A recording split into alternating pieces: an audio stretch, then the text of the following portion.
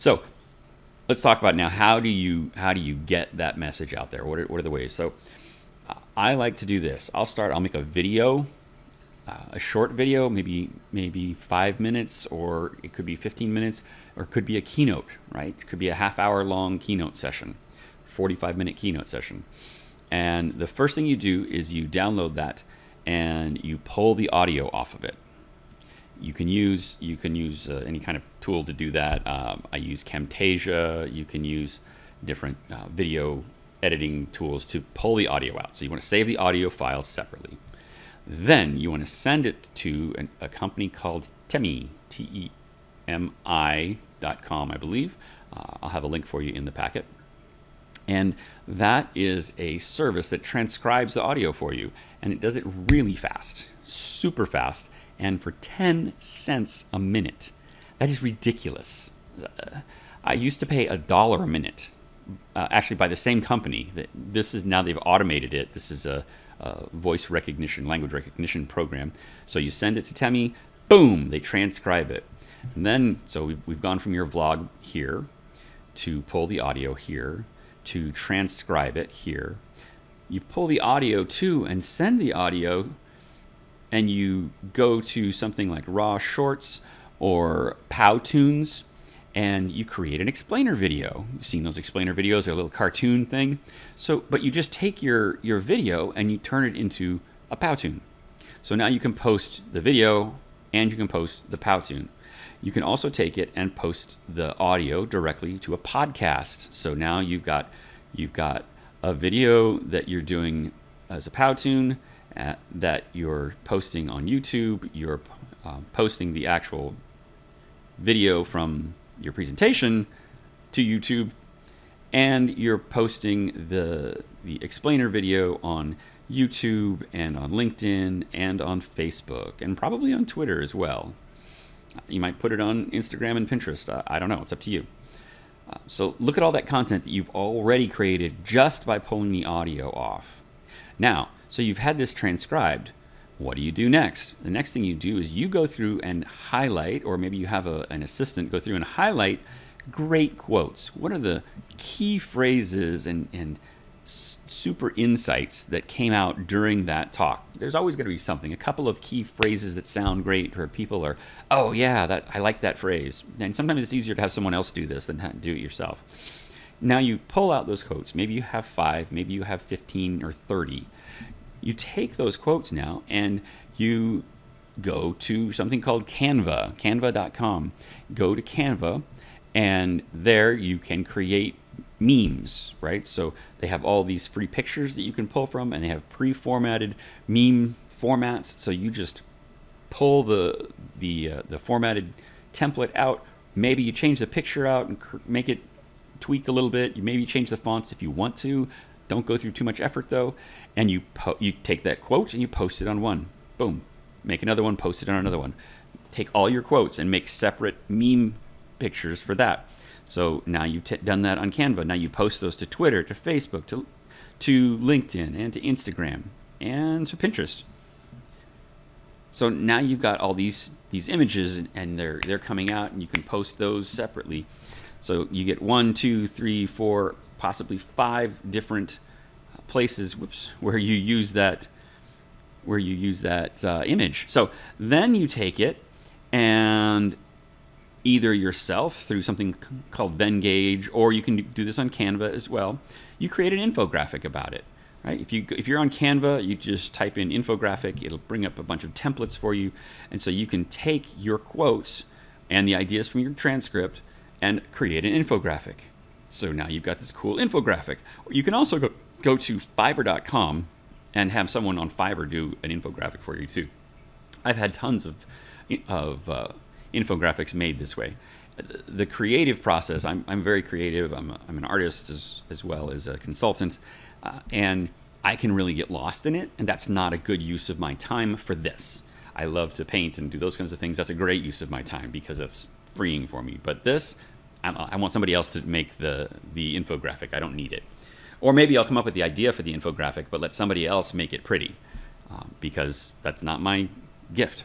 So go ahead and do that. You take your infographic, from Vengage or Fiverr, and boom, you post it to Twitter, you post it to Facebook, you post it to LinkedIn, you post it to Instagram, you post it to Pinterest, and off you go.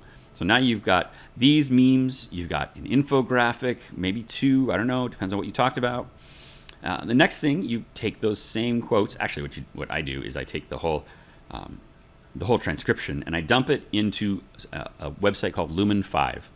So Lumen 5 is a slideshow creation software that works with artificial intelligence. So it's awesome. You open the page and say start a new Lumen 5 video. You paste in your transcription.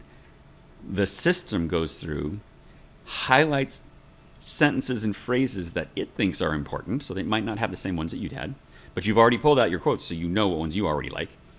But it goes through and highlights them, and then it actually picks pictures that the system believes kind of match through whatever, I don't know, the intelligence behind it, but it matches pictures that it thinks make sense for this video. And it creates for you a short video. It's crazy. It's so cool. It's one of my favorite tools in the world. And then you can, of course, you can go in and edit. You can go, oh, I didn't like that quote, so I'm going to highlight this other part of the text, and it creates a new slide for you in the video. So these are slides in a video, and it actually puts music to it as well. So when you run it, in the end, it's this really cool video with a phrase on it and the picture, and then it's fades to the next phase, the next frame that has maybe a video running behind it, and this is all stock video that Lumen 5 has, so it's all free.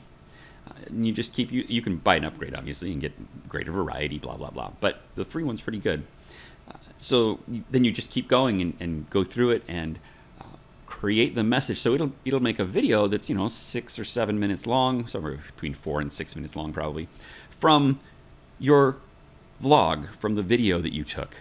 Now you have several memes, you have an infographic or two, and you've got this video slideshow, and you've got a podcast, and you've got an explainer video. So look at how many different things you've been able to do with that. So you take your slideshow video from Lumen 5, you post that on YouTube, you post it to Pinterest, Instagram, LinkedIn, Facebook, Twitter. Boom, it's out there. You are everywhere. And as you do this, and people are starting to see you more and more, they'll start to associate you with these quality insights that you're giving based on this video. Now you can do the same thing if you start with audio. You just would start with this, and then maybe you wouldn't create a video, you just go down here, right? And you do all the same things, but just with the audio. You can also start with text. You just start here. Now, the problem with that is you wouldn't have created any video. So if you start with text, you're going to want to either read the text into a camera so that it has you watching, so that you have a video of you speaking it, right? Or you want to do something like what I'm doing here, where you pull the quotes out, you put a quote per slide, and you talk people through your paper, your blog post, without needing to show your face, because you're showing the slides. So if you're not wanting to be on camera, people are shy that way, that's fine, then you go ahead and do that. So you can start with it being written, you can start with it being audio, you can start with it being video, but you've got to start with it. People have to start to get to know you and associate you with value. So keep giving and keep giving and keep giving, and don't ask for anything to begin with, but don't be afraid to ask when you do have something to offer. So that's it.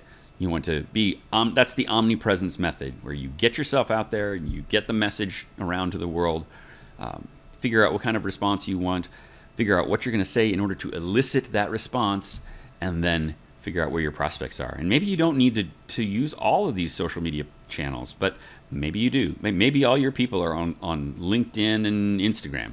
So you just use those two and hammer them hard. That's great. I tend to hit several of them because I know my customers are primarily on Twitter, Facebook, Instagram, and Yeah, Twitter, Facebook, LinkedIn, and Instagram. Not really too much on Pinterest. A little bit on. They might come to my blog, but not too much. Oh, I forgot to say you can transcribe it and send it to your mailing list. That's another great use of that, so that it's an email people get, and you head that with, "Hi, first name. I gave this video talk or blah blah blah. Tell them a little bit about it, and here's the transcription." And then you just paste the transcription right in there, and people are grateful, right? They got your video.